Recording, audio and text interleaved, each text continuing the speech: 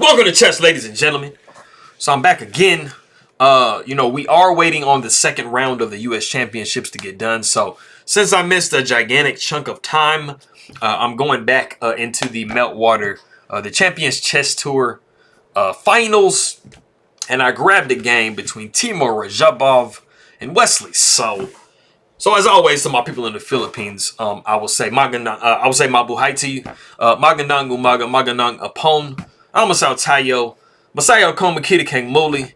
Hello, you lit. Appreciate you guys very much for stopping by. As always, mabuting pagbadi ingat lagi to you. And anybody who is coming from Azerbaijan, I will say salam and chak segol. Appreciate you guys very much. And you know what? I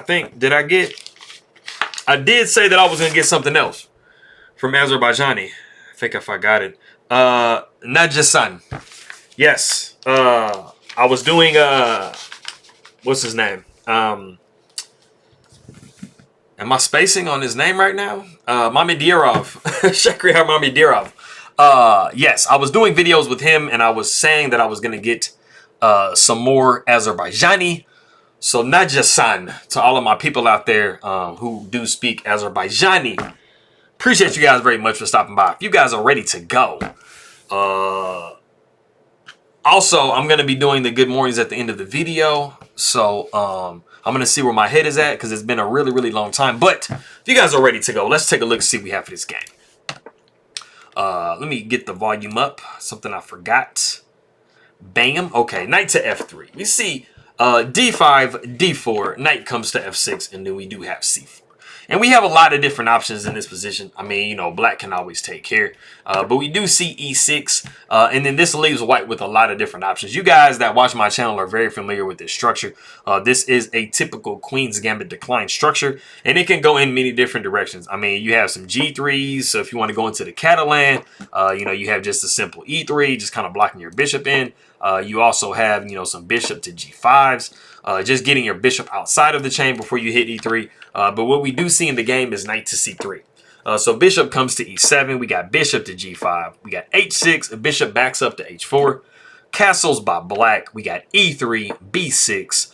And then we do have the Queen's Gambit declined. And this is the Tartakower variation. So pretty famous, opening. You're just preparing to get this bishop onto this diagonal. At some point, this pawn is probably going to take, so this bishop is going to be opened up a lot more.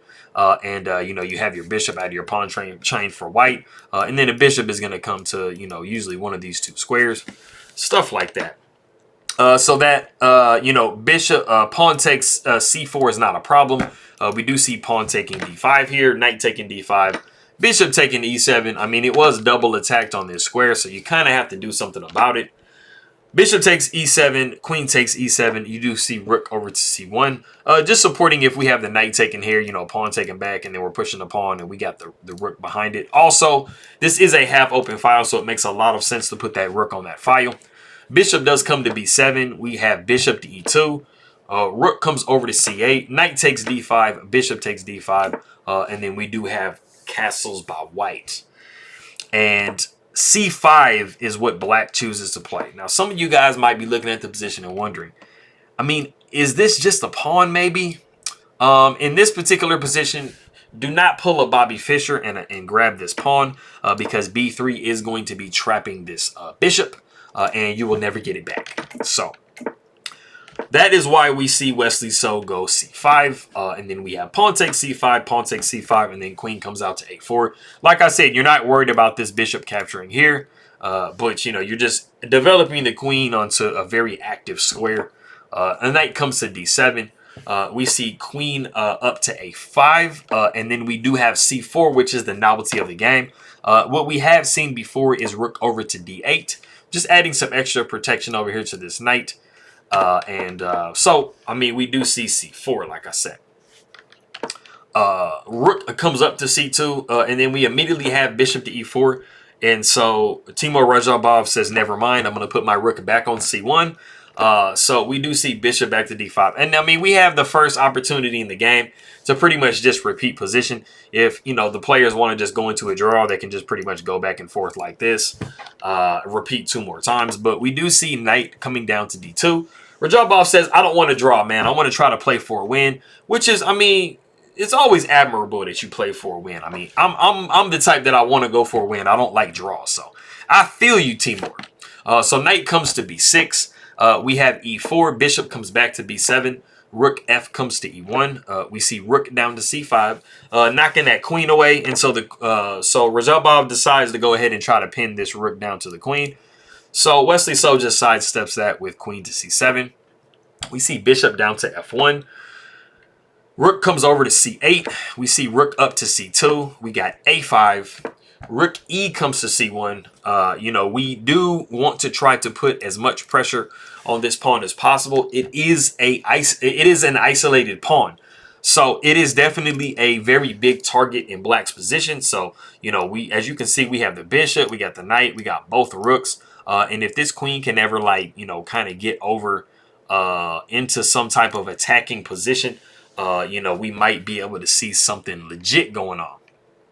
And the square in front of the pawn is pretty legitimately covered, so we don't really have to worry at the moment for it being pushed. We do have queen over to e5, and so we see queen over to e3. Since black has taken one of their attacker, or actually the defenders, away from this pawn, you know, we can go ahead and take, you know, the queen and put it into a more active square. We do have g5, which might look a little bit strange, but this is actually the best move in the position for black to play. Just try to prevent, you know, f4 knocking the queen away. If we can get f4, maybe f5 in, we put a real clamp on the position. So g5 is just doing a really good job of preventing all of that. So we do see f3.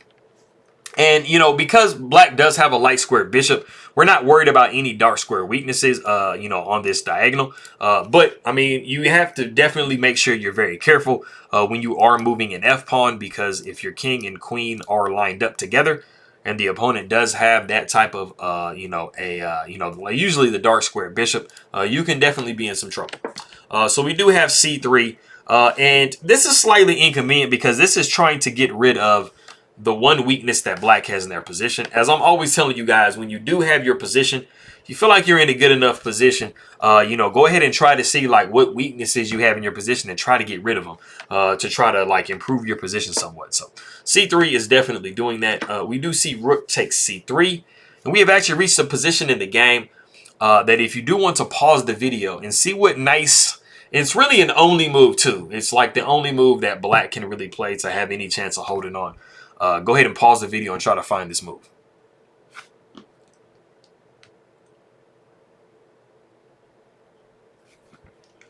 Okay, so some of you guys might be wondering, it's actually not, you actually aren't undefended. But this is a really nice move. It is actually knight to d5.